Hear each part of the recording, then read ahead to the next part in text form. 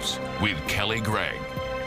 Good evening. Premier Christine Fréchette spoke to reporters this evening after a day of meetings with representatives in Washington.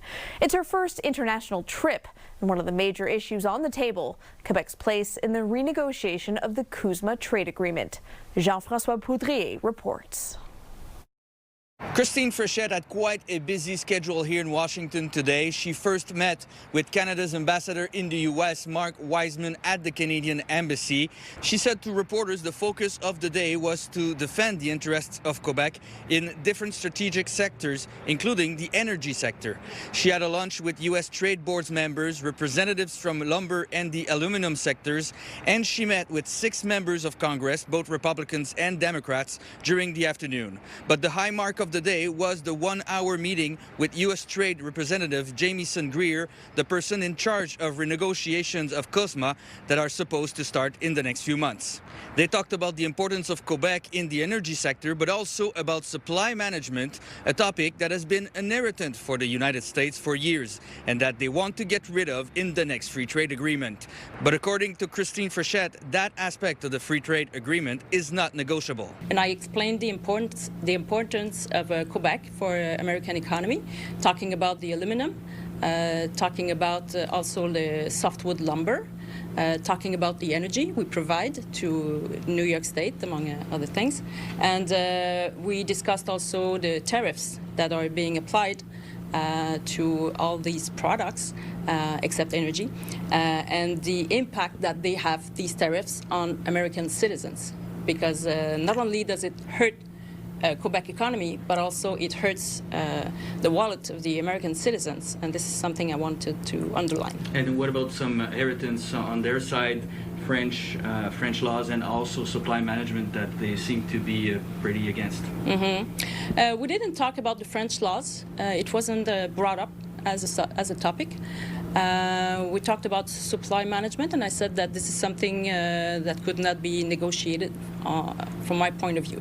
The ban on American alcohol on the shelves of the SAQ was brought up in the meeting by Jamieson Greer, but Christine Fréchette said that nothing would change unless there's gains for Quebec in exchange. Jean-François Poudrier, CTV News, Washington. And Quebec business groups are watching these meetings closely, saying there is a sense of urgency given the state of trade tensions between the two countries. Our ask is for her to reinforce the importance of the relationship between Quebec and American business communities, but especially to be able to put pressure on our counterparts for them to be more vocal with the Trump administration. We need as many companies, business associations, and elect representatives from the Congress to be able to speak out about the impact that this is having on American companies and American workers as well. And South Shore Furniture is blaming trade issues as it closes its doors. The move will leave the company's 126 employees out of work. Some in the lumber industry are now calling on the Canadian government to impose tariffs on imports of wood, furniture and flooring, saying Canada is being flooded with cheap products made in Asia. Chinese products in particular are underselling Canadian versions because they benefit from government subsidies. In Canada, my company needs to make a profit every year to survive, or else we're out of business, we're no longer around. In China, the whole country needs to make a profit, not necessarily an industry or a sector. So they'll be giving subsidies, for example, to the wood industry because it employs a lot of people, often in remote areas. So it's a good thing to the country to keep these people employed. They don't need to make a profit. The Wood Products Alliance is calling on Ottawa to impose provisional tariffs on imported wood products. Negotiations between the STM and maintenance workers are now over after the union agreed to a mediator's recommendations and ratified their collective agreement. Workers voted 86% in favor. It includes a pay raise of 17% over 5 years for tradespeople and 16% for support workers. Around 2,400 employees have been in negotiations for the past 2 years. And a note for those headed to the airport, the arrivals pickup area will be closed to traffic between 6 and 11:30 a.m. until Friday. It's because of demolition work to the parking garage. Cars will instead have to go to the departures drop-off area. Officials say delays are expected to be minimal, but are urging passengers to arrive 3 hours before any departure, no matter the destination. It's been a frustrating spring for many Quebec drivers with potholes, cracks, and closures. And some drivers are now supporting the idea of putting in toll roads as long as the money is used for maintenance. Matt Grillo has more on that. It has been a particularly bad year for potholes. It's not just on city streets, but highways too, and a lot of motorists are fed up. They're not doing anything right now. They won't change. Quebec spends billions on maintaining roads, yet the road maintenance deficit sits at approximately $24 billion. To help fill that gap, the idea of adding tolls has been floated, and a Léger poll put the question to Quebecers. Would they be in favor of adding tolls to certain roads to help finance road maintenance? 48% are in favor, 46% are opposed. Some drivers who CTV spoke with say tolls could help, as long as the money actually goes to road repairs. If they use the money right, it works. I think so. If it's used properly. If it's used properly. We have no reason to believe it will be used properly. If the money goes to the repair, yes, it's okay. Former Quebec Transport Minister Robert Poetti is surprised that many Quebecers want more tolls. Honestly, when you ask citizens of Quebec if they are willing to pay a little bit more, right now they are going to say we have so much taxes, pay for tolls. I don't think they are going to be very happy. Some motorists think tolls are a bad idea. We pay already too much for, and they don't do nothing for the street. When asked for a comment about the recent survey and adding more tolls, Quebec Transport Minister Benoit Charette said 71% of Quebec's 10-year infrastructure plan is dedicated to infrastructure maintenance. And he went on to say, this approach cannot be sustained indefinitely. I believe it is necessary to consider complementary solutions. Over the coming weeks, I will evaluate the best options with my colleagues to ensure the safety and quality of our road infrastructure. Put money on the road 50 years ago was a good idea for politicians. It's not that anymore now. We have to talk about health. We have to talk about kids, school. Premier Christine Fréchette said she will look at the possibility of adding tolls, but doesn't think they will be implemented province-wide. Matt Grillo, CTV News. After weeks of speculation, it was confirmed today. NDP MP Alexandre Boulerice is leaving federal politics and will run for Quebec Solidaire. Boulerice will sit as an independent MP until the Quebec election is officially called. Earlier this year, Quebec Solidaire changed its rules on gender parity so that Boulerice could run in the riding of Gouin. That's currently held by Gabriel Nadeau-Dubois, who will not seek re-election. Boulerice unveiled part of his platform today. I'm making those choices because I believe in it. I believe in those values, in those solutions, in the proposition, in the program of Québec Solidaire. At least nobody can tax me to be an opportunist. Boulerice was a founding member of Quebec Solidaire before he was elected with the NDP. That leaves the party with just 5 MPs in the House of Commons. A report by Jewish advocacy group B'nai B'rith says that anti-Semitism in Canada has reached record levels. It says last year there was 6,800 acts of violence, harassment, and vandalism aimed at Jews in Canada. The increases were in BC and Ontario, whereas Quebec and Alberta saw some declines. The sustained year-over-year increase in incidents of anti-Jewish hate make it clear that, when it comes to anti-Semitism, we have become a nation that tolerates disgraceful levels of hate. According to Stats Canada, hate crimes have increased steadily over the past 6 years, with Jewish and Muslim communities being the most targeted religious groups. Police set up a command post today in Laval's St. Dorothy neighborhood, looking for someone who has been approaching children. Police say last Monday, a person driving this blue Nissan Versa approached a young boy and started asking him questions. Others have also been approached in a similar way. Anyone with information about the driver is being asked to call Info Police at 450-662-AINFO. Rogers Communications is offering buyouts to half of its workforce. A spokesperson told the Globe and Mail Rogers is adjusting its cost structure to, quote, reflect the business realities. Rogers employs about 25,000 people, and according to reports, on-air talent, Sportsnet employees, and unionized workers are not eligible for the buyouts. The new law on tipping came into force last year, but it appears many bars and restaurants are ignoring it. Now, more than 500 of them are facing complaints. Christine Long has that story. The rule came into effect after post-pandemic tip culture spiked. People were sick of being asked for tips and more tips, and so that's why the new regulation took place. There's already like the taxes, but then there's service fees, delivery fees, and then tip. When it's in a restaurant, I'm like, okay, well, it's normal. But yeah, for takeout, no. As of February, Quebec's Consumer Protection Office has received 531 complaints about merchants charging tips on the total after taxes. That's against the rules, says Charles Tanguay. Forbids merchant to enhance one form or one percentage instead of the other. They should be presented neutrally, so don't feel obliged to give a better tip. He says 200 notifications were sent out to non-compliant businesses. Some blamed their electronic payment providers who were slow to update their systems. Regulation was announced long before it took force, but it's what we've been told also, that it takes time to adapt. If a merchant who has received a warning is the subject of more complaints, a fine can be issued. Some clients we spoke to said they don't check if the tip is calculated, including the tax. I do not check. Oh, I didn't check at all. I don't really know. Others said keep a keen eye on the total before you tap.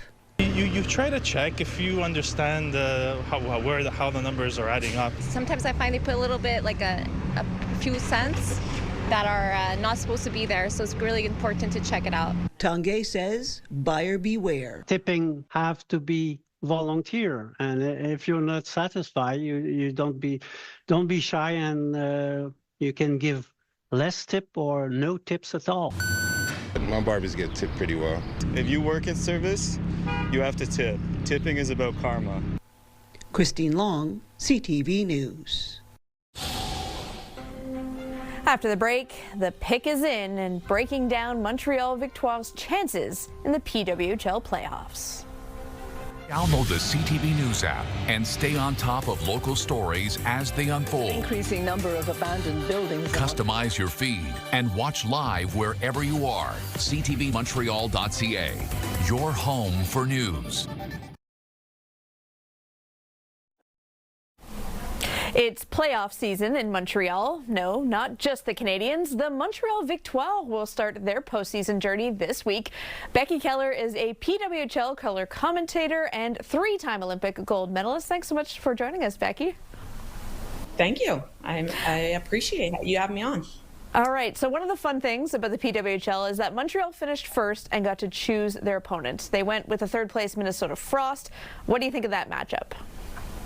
Well, it's interesting, and it's getting a lot of attention right now because Montreal, it's in a unique place to be that you get to choose your playoff opponent. Minnesota, who has won back-to-back, so I don't think a lot of people thought that they were going to choose them, but Montreal swept them in the season series in 4 games, so I think maybe the matchup between these two teams is favorable for Montreal right now. Ottawa, on the other hand, they did well against Ottawa as well, the other possible playoff opponent, but Ottawa's a more physical team, so I think it'll be interesting. In the 3 years of the league, the top place team has never come out of the first round, so they always pick their opponent. It's never worked out for them, so we'll see if things change this year for Montreal. Well, you mentioned it, last year Montreal was in the same position, chose Ottawa, then they were beaten by the lower-ranked team. They had the chance to choose the Charge again. Did they make the right decision avoiding them? Was this a mental thing at this point? I don't know, you want to ask me that question in a week, I might have a better answer. It's really hard to say. I think this year is the one year where that first place team is really caught between a rock and a hard place because, again, you've got a team like Minnesota who's won it back-to-back, and 2 years in a row, Minnesota has limped their way into playoffs and then just astonished everybody with their level of play. So I think everyone's kind of thinking maybe they're primed to do the same thing again. Of course, Montreal last year chose Ottawa, and Ottawa beat them. So, again, I wouldn't want to be the team making this decision. That's a tough one for sure. So time will only tell. I don't think it was going to be easy either way. There's only 4 teams make playoffs, so it's not like there's big separation between these teams. You're not looking at 30th place. You're looking at first place and 4th place. So, either way, they were going to get a hard matchup. Minnesota's not going to be easy. Well, it's not going to be easy, but the Montreal Victoire got a big boost last game before the playoffs. We saw the return of 2 players, Marie-Philippe Poulin and Maureen Murphy. How much of an impact do you think that'll have? Well, Murphy's a depth player, and you always need your depth players when you get into playoffs, absolutely. But, there is no question that this team is going to want to have Poulin back. She's arguably the best player in the world. She plays both ends of the ice. She's physical. She does absolutely everything for the team. So, you get someone like that back, and what a gift it is. And again, when I talked about Murphy, she's going to slot in deeper in the lineup, but depth is huge in playoffs. So to get someone that, can give you valuable minutes is pretty big too. So the timing is really good to get 2 key pieces back right as they enter into playoffs when, some of the teams have been hit with the injury bug and they've got players that aren't going to be back. So that's pretty fortunate for them. All right, for someone who's never been to a Victoire game, thinking about going to the playoffs, how do you describe the atmosphere there? It is electric. I don't know if there's another rink like it. They've got a DJ that plays in between periods, like a dance club. The fans are loud, excited. A lot of them have their jerseys on. It's, it's just a really, really fun environment. The hockey's obviously very good. They're very proud of their team. The team has been really good all 3 seasons. So, if you get a chance to go one of these playoff games, you got to go. You just got to see it for yourself. Well, it all gets underway on Saturday. Becky, thank you so much for joining us and can't wait to see what happens. We appreciate it. Thanks, appreciate it. And turning to the Montreal Canadiens, where the series with Tampa is now tied, meaning the best of 7 has turned into a best of 3. Some of the Habs were back on the ice at the Bell Center this morning for an optional skate. With 3 games going to overtime, the series has been evenly matched. Forward Alex Newhook says they knew they were in for a tough fight. We remain very confident in our group. Best of 3. I don't think anyone thought it was going to be a quick series. They're a good team over there as well. I think we've played some good hockey here in the series, and I think we know what we're capable of when we're going and when we're playing our game. So, we remain confident, and we're excited to get back into action here in Game 5 and, take one on the road, hopefully, and then come back home. And Game 5 is on Wednesday in Tampa at 7 p.m. Laval's Leylah Fernandez is on her way to the quarterfinals at the Madrid Open. She beat American Ann Lee in straight sets, 6-3, 6-2. Fernandez had 6 aces and converted on 3 breakpoint chances. Meantime, Felix Auger-Aliassime was upset, also in straight sets. Fernandez will face Russia's Mira Andreeva in the next round. Set 1. The WNBA's newest team met with the media today. The Toronto Tempo will tip off their preseason on Friday. Jessica Smith has more on the league's first Canadian franchise. Nearly 2 years after it was first announced Toronto was getting its own WNBA team, the Toronto Tempo officially take the court this week. Being on this side of things, it takes so much to get the actual players here in a Tempo jersey, and so having them in that space enjoying it for the first time, there's really no words. Bigger than basketball, head coach Sandy Brondello is keenly aware they are representing not only the city of Toronto, but the country. You know, we are Canada's team, so it's an opportunity to continue to grow women's basketball here. And I think that's important for, you know, for all the players. And, you know, we are creating history, but we want to make history too, because we want to go out there and compete. The team is loving the energy from the city so far. They have so much love for us, and we haven't even dribbled a basketball on the court yet. And just realizing how much of a fan country that Canada is, and just how much you guys just love sports, period. And I think that's really dope. For homegrown talent Kia Nurse, she's looking forward to playing across the country with games in Toronto, Montreal, and Vancouver. I think it's really special that this organization, being the first of its kind, globally, first global team or international team for the WNBA, first WNBA team in Canada, to go into these cities and create this place of belonging, because that's what sport is, right? It's a place where you belong. And show female athletes how important representation is on every stage. The excitement is tangible as the Toronto Tempo get ready for their inaugural preseason game on Wednesday, April 29th against the Connecticut Suns. Tip-off at Coca-Cola Coliseum goes at 7 p.m. Jessica Smith, CTV News. And Toronto offered a sneak peek of what fans of the FIFA World Cup can expect. The FanFest will be held at Fort York. The space will be transformed to welcome 20,000 people per day during the tournament. There will be a mini soccer pitch, a 40-foot stage, and multiple viewing areas to watch the matches. The FanFest is back to being free after a controversial idea to charge for it received widespread backlash. The World Cup games in Toronto run from June 11th to 19th. Still to come, honoring the life of a Montreal Jamaican community advocate. Menswear provided by Ernest. Elevate your style with Ernest. For breaking news and local news that matters to you, download the CTV News app right now by scanning the QR code on your screen using your smartphone. Or you can also go to our website, ctvnewsmontreal.ca. Weather brought to you by Gratianscap's second pair is a gift event including designer frames. A second pair free for a limited time. Well, after a perfect day, I hate to say it, but we do have some rain in our longer range forecast. I'll get to that in one moment, but we have another nice day ahead for tomorrow, certainly on the warmer side as comparable as to today. So today's daytime high was 23 degrees. That is definitely warmer than the seasonal 14, but it didn't break this record that was set in 1990. We would have had to surpass 30 degrees, which we did not today. Putting our futurecast into motion now, we are seeing clear skies overnight, and that is sticking with us into the early morning hours, starting the day off with mostly sunny skies. Into the afternoon, we begin to see increasing clouds, and there is a system in the vicinity. It looks like it dissipates for the most part, but it looks like as well around supper time we could see a few spotty showers passing through, depending on where you are in the city.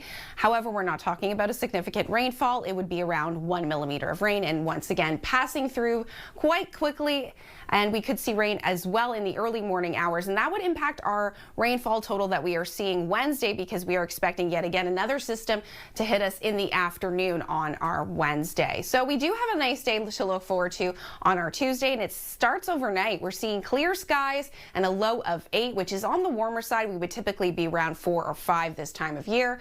We start the day off at 10 degrees with mostly sunny skies, and into the afternoon we are expecting a daytime high of 22 degrees. So yet again a warm day. We'll see increasing clouds as well as winds gusting in the afternoon up to 50 kilometers an hour.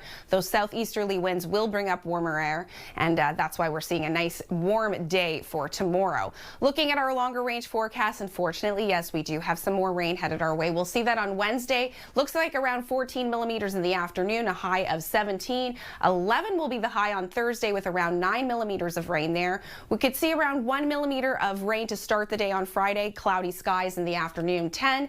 And it looks like into the weekend we see a few peaks of sunshine, but this time next week, cloudy skies and a high of 13. Finally for us tonight, Ivaline Fleming, a founding member of the Jamaica Association of Montreal, has died. Fleming was also the association's first female president from 1988 to 89. She went on to form the Jamaican Canadian Community Women's League of Montreal. Those who knew her say Fleming was a passionate community advocate. Mrs.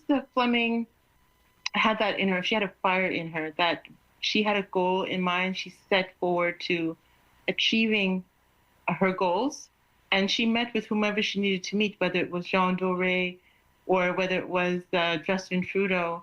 She did not shy away from hard discussions and being frank but respectful, and in ensuring that people are represented and are supported by local and federal government. She was no nonsense, but she was loving and kind at the same time. Fleming was 101 years old. Well, that wraps it up for us tonight. For the latest news, you can listen to the Andrew Carter Morning Show at 5 a.m. on CJD 800.